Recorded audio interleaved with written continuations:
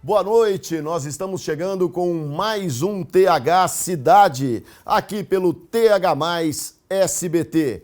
Prazer estar com você e muito prazer também a cada segunda, quarta e sexta-feira que se passam, né? Nós vamos aí ganhando a atenção das pessoas. E claro, pedidos de cidades já para que venham aqui para estar entrevistando os prefeitos, presidentes de Câmara, aqueles que são destaques. Vem aí, ano que vem, a eleição para deputado. Mas o nosso foco, como a gente sempre diz, é mostrar as cidades com a nossa área de abrangência. E hoje nós temos uma que é referência de mais um presidente do Brasil. Exemplo de muitas outras cidades, presidente Venceslau chegou junto com os desbravadores pela linha de ferro Sorocabana. Foi terra de muitos colonizadores estrangeiros, como os alemães, os italianos e os espanhóis. Chegaram também, mais tarde, imigrantes japoneses que desenvolveram a lavoura no município e contribuíram com o crescimento. A cidade, que leva o nome do ex-presidente Venceslau Braz, já foi chamada de Coroados e Perobal. Lugar de um povo hospitaleiro, o presidente Venceslau é um dos principais municípios da região de Presidente Prudente. A economia é baseada no agronegócio, no comércio e é impulsionada também pelas duas penitenciárias de segurança máxima. E este ano, o município teve um impulso ainda maior com a reativação do frigorífico de carnes, que tem gerado emprego e renda.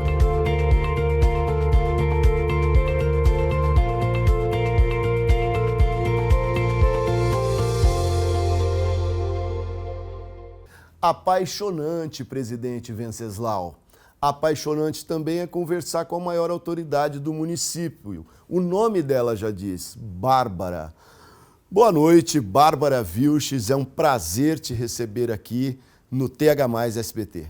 Boa noite, Marco. Boa noite a todos que estão conosco. Eu que fico muito feliz e honrado em poder vir aqui partilhar um pouquinho da minha história e do nosso trabalho. Tá, você estava vendo o vídeo e você dizia aqui para mim nos bastidores, eu amei esse vídeo e eu percebi brilho nos seus olhos e uma certa emoção. Por quê? Foi mesmo, eu falo que a gente trabalha tanto e de repente quando a gente vê uma pessoa descrevendo a nossa cidade, aquele lugar no qual a gente levanta e dorme todos os dias empenhado em fazer melhor e ver a cidade, assim, o quanto ela evoluiu, passou um filme assim na minha cabeça, quando vocês mostram ali o centro histórico, o que a gente melhorou, quantas coisas a gente já fez ali e quantas vidas são impactadas pelas nossas decisões, né? O quão responsável a gente tem que ser com esse cargo que a gente está aí por um tempo nomeado para poder representar as pessoas e fazer o melhor para a cidade que a gente ama. E o que é que fez com que uma jornalista tão jovem, 38 anos, né, se dedicasse à política e resolvesse se candidatar a prefeita de Presidente Venceslau? O inconformismo. A palavra que me colocou dentro da política foi o inconformismo.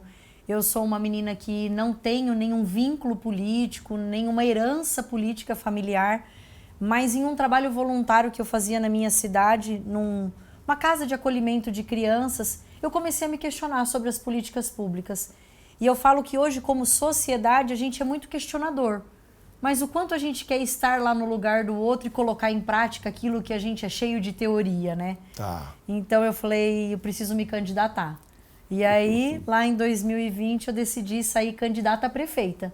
Uma menina sem herança política, sem histórico, sem experiência, digo mais, sem conhecimento, mas cheia de desejo de trabalhar e fazer algo diferente, fazer a diferença. E o que você trabalhava com jornalismo? Eu trabalhava, eu tenho um comércio, eu tive um comércio durante 20 anos na minha cidade, desde os meus 17 anos eu tinha uma loja de moda íntima, e aí eu trabalhava como jornalista, fui assessora de imprensa da Câmara, fui estagiária da prefeitura, na gestão do prefeito Hernani Herbella, então tinha ali, conhecia um pouco, cidade pequena, a gente sempre conhece os bastidores políticos, mas nunca tive pretensão nenhuma.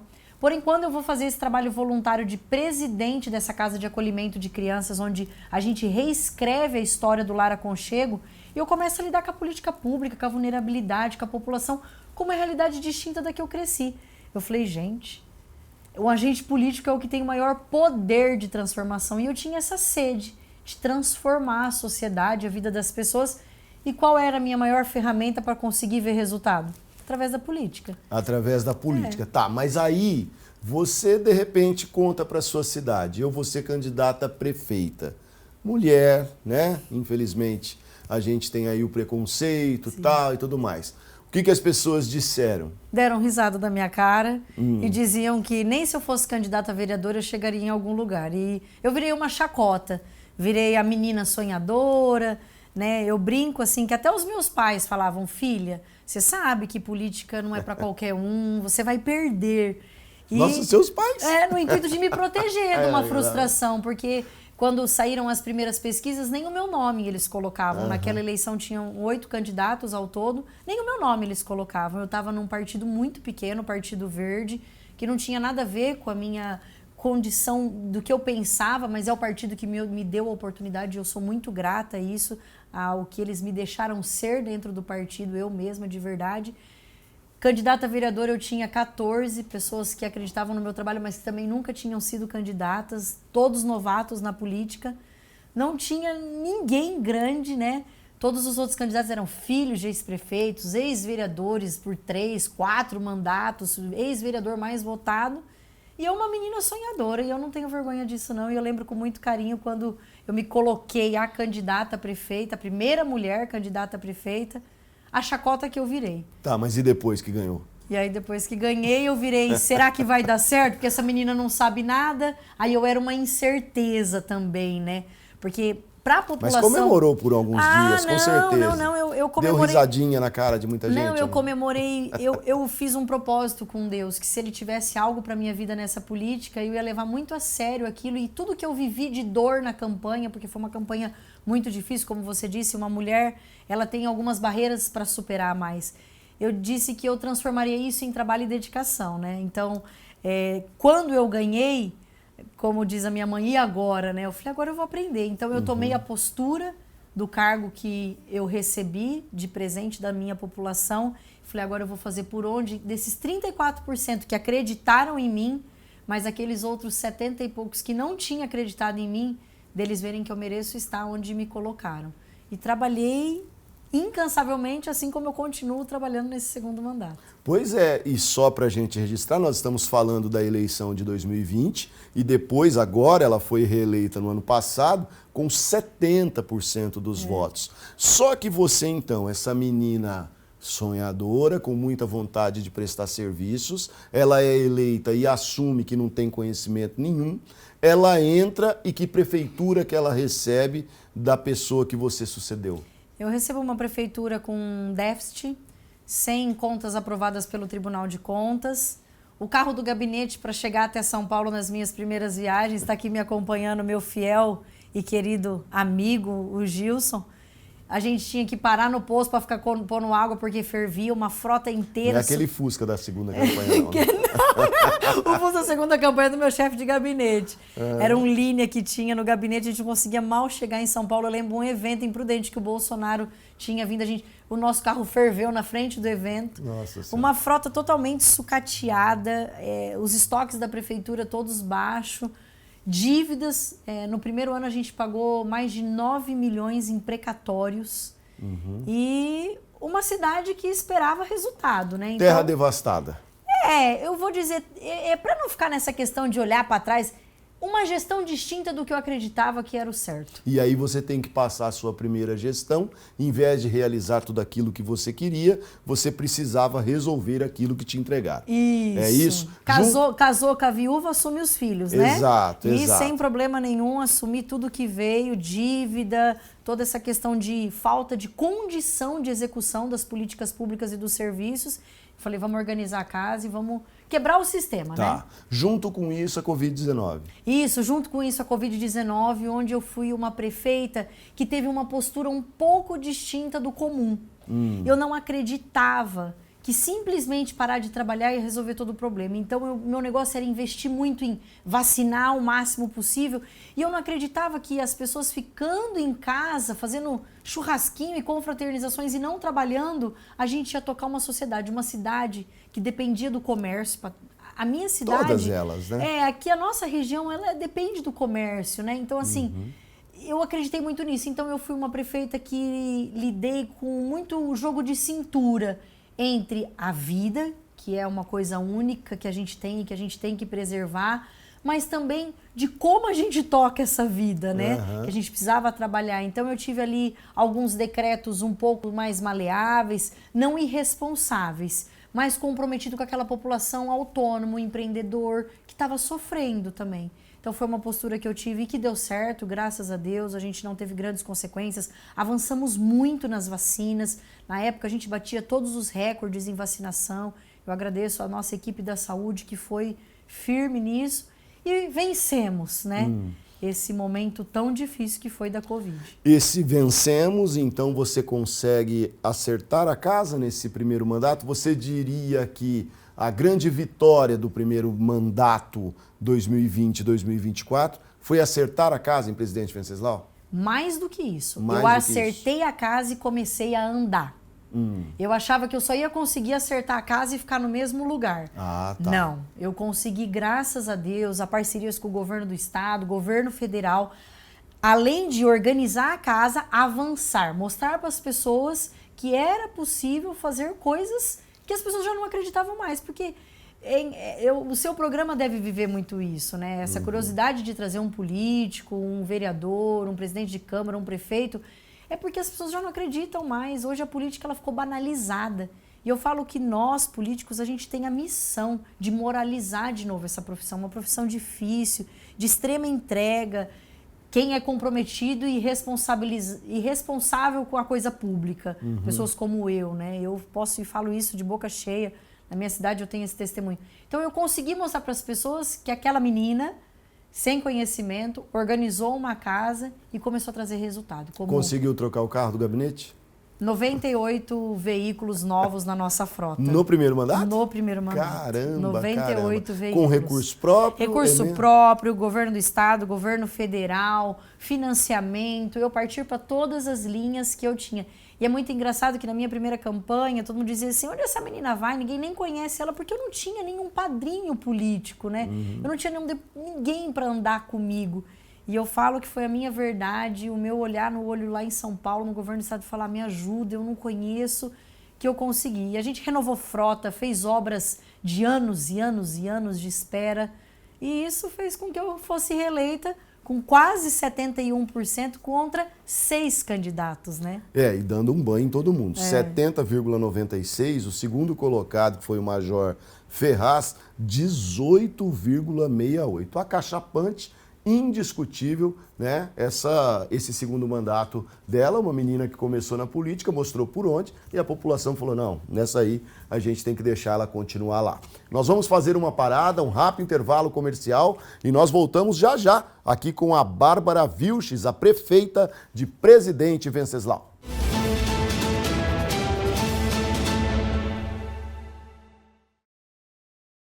Nós estamos de volta hoje com a prefeita de Presidente Venceslau, aqui no TH Mais Cidade, batendo esse papo gostoso dessa, perdoe-me a intimidade, dessa menina que resolveu ser prefeita e vem dando um show lá na cidade de Presidente Venceslau. É tanto presidente lá perto de você, né? Presidente Epitácio, presidente Prudente, presidente Bernardes. Qual o presidente que é o melhor? Presidente Venceslau, com certeza. Geograficamente privilegiada.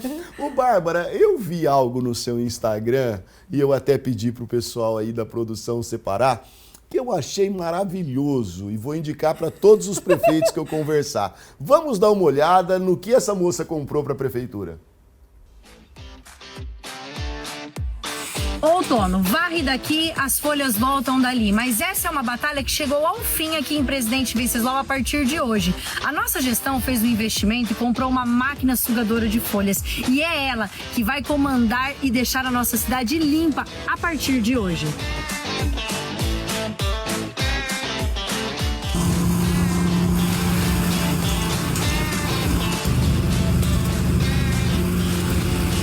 Sugadas, a cidade limpa, a nossa gestão trabalhando e investindo para a nossa cidade ficar cada vez mais bonita.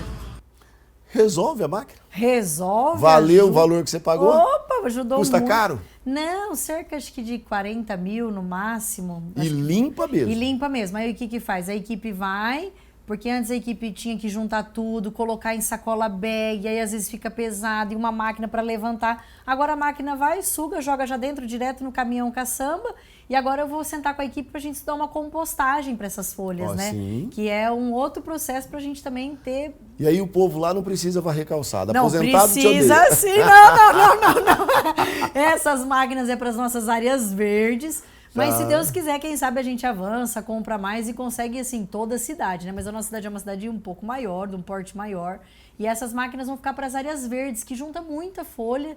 E aí acaba que tem a questão dos bichos, pernilongo, né? Escorpião. Sim, e ela vai ajudar muito nisso, na limpeza. É tudo, é. Bom, uma discussão que está sendo ainda pautada na sua cidade. Você fez um vídeo chamando a atenção da população, que é o IPREVEM.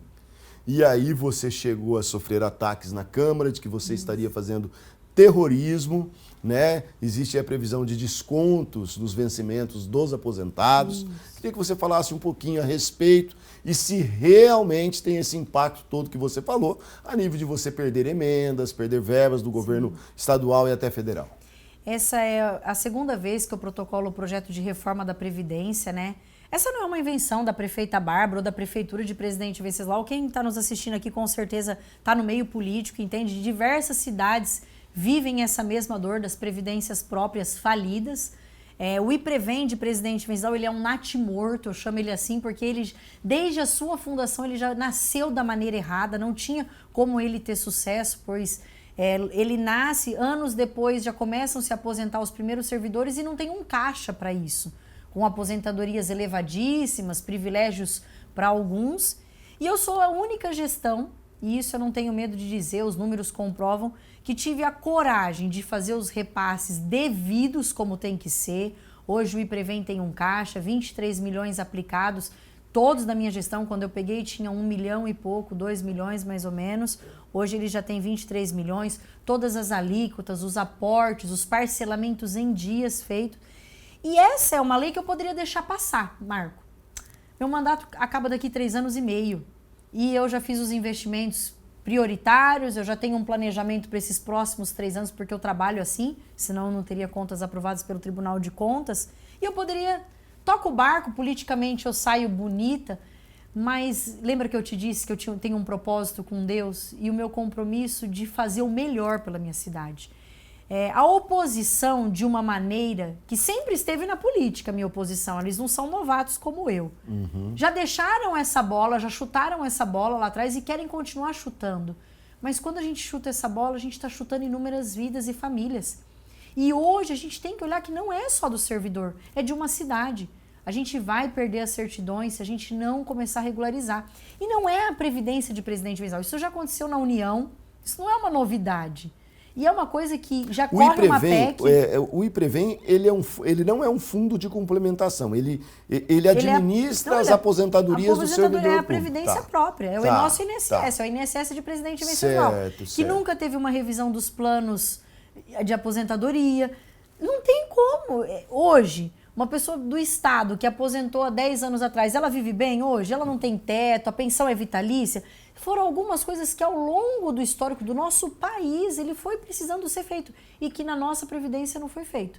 Eu já protocolei no meu primeiro mandato um projeto de reforma que não passou, estou protocolando pela segunda vez. Se vai ser aprovado ou não, essa não é uma decisão minha, né? Mas eu saio com a minha dignidade, com a minha moral daqui a alguns anos protegida para continuar morando na cidade que eu amo e olhar para essas pessoas que vão sofrer, não só os aposentados ou servidores que já estão sofrendo. Esse ano, inclusive, a gente não consegue dar o reajuste ao servidor não por problema de caixa, porque eu coloquei até na lei orçamentária desse ano a previsão desse reajuste.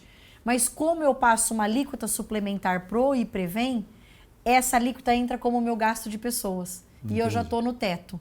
Então, é uma bola de neve.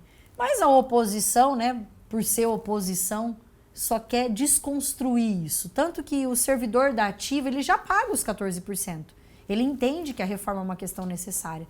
Mas ela é muito polêmica por causa da pensão, que é vitalícia hoje, e isso, com o projeto aprovado, cai, o que não existe em lugar nenhum mais, quase, pensão vitalícia, e por causa dos 14%, né, que começa a ser abatido do aposentado. Tá, essa questão da vitaliciedade, eu vi que foi atacada uma questão de uma pessoa que perder o seu ente, por exemplo, em 5 anos ela para de receber o benefício. Isso é real? A lei tem algumas estruturas que a gente está discutindo com os vereadores de como fazer isso.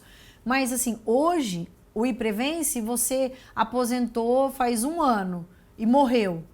E a sua esposa tem 28 anos. Ah, tá. Ela vai ficar eternamente? Mas não a senhorinha de 70. Não. Tá. Tem Então isso é discurso de oposição. Isso, Tá. Eles tentam desconstruir de todo modo e o que me deixa mais triste de ver que a política continua no mesmo modus operandi. Não concorda com o projeto? Tudo bem, isso é saudável, salutar na política, a discordância, a discussão.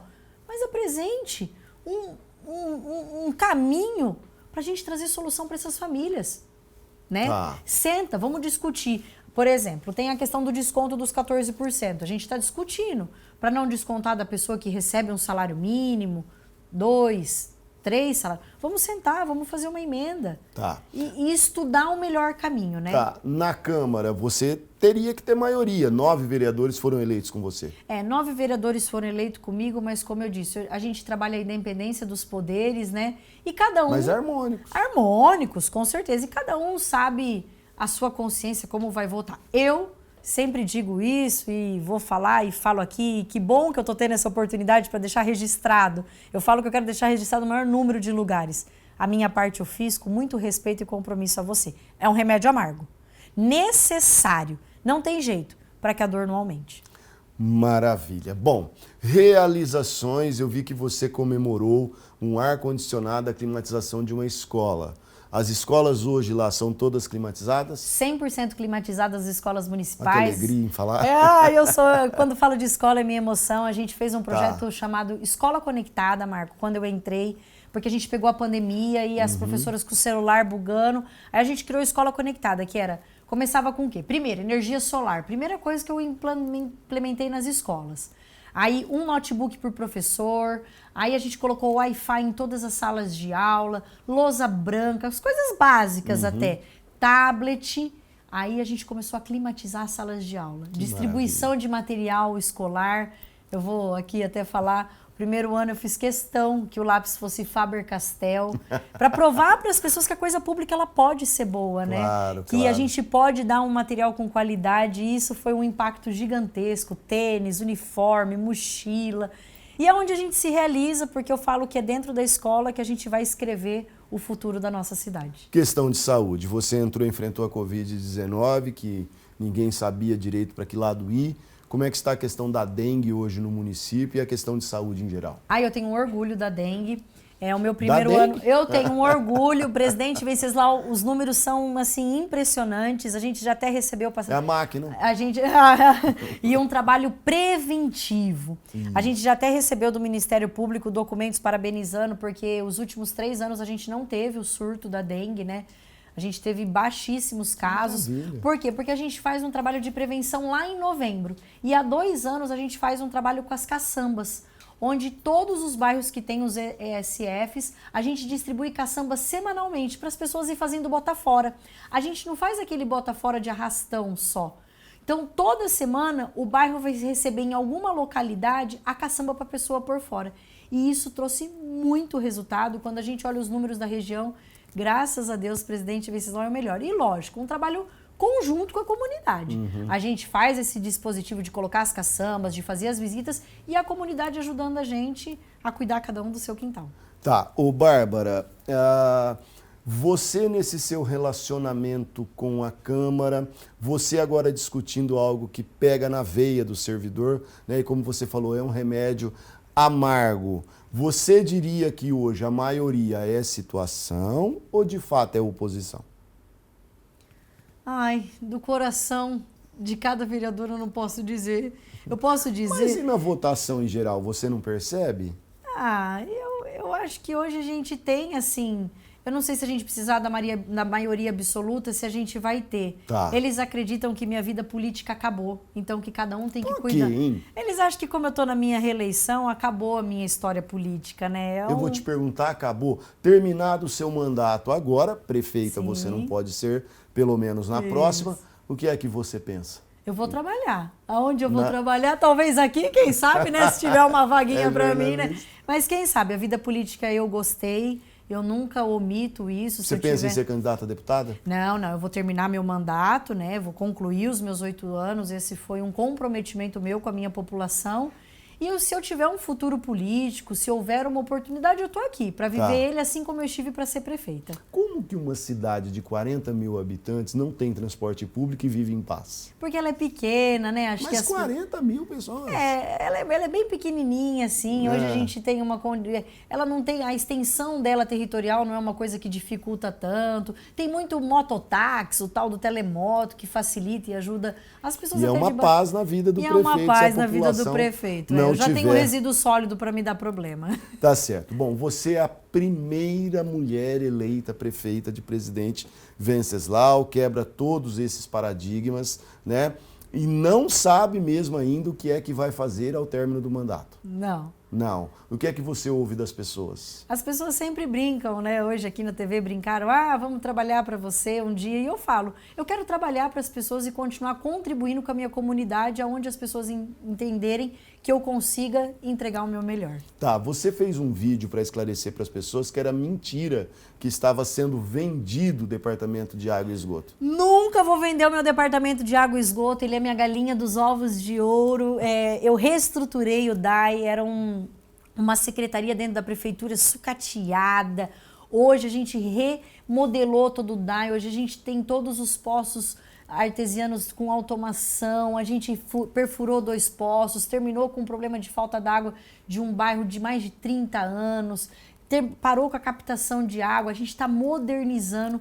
Então o DAI é minha menina dos olhos de ouro, eu sempre levo para as cidades o exemplo do nosso DAI. Um abraço para o secretário Wesley, para toda a minha equipe, todo o secretariado, que traz tanto resultado.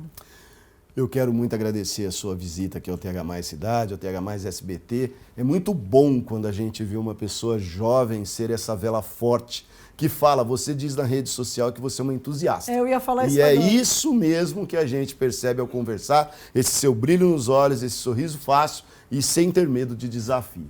Muito obrigado por vir aqui nos dar essa aula de entusiasmo. Imagina, eu que agradeço a oportunidade de estar aqui, conversar com vocês aí de casa, com você, Marco, trocar um pouquinho do que eu vivo, da minha partilha e dizer para vocês, acreditem também, façam parte. Às vezes vocês não querem ser o autor principal da política, mas apoie, ou quando for para não concordar com o seu prefeito, com o seu vereador, mas leve soluções, porque às vezes a gente está tão mergulhado no problema que a gente não consegue enxergar. Mas acredita, porque a política ainda é o maior instrumento de transformação de uma sociedade.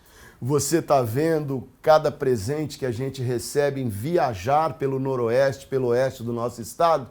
Olha só que gostoso bater um papo. Sou obrigado a dizer que foi bárbaro conversar com a Bárbara Vilches hoje aqui no TH Mais Cidade.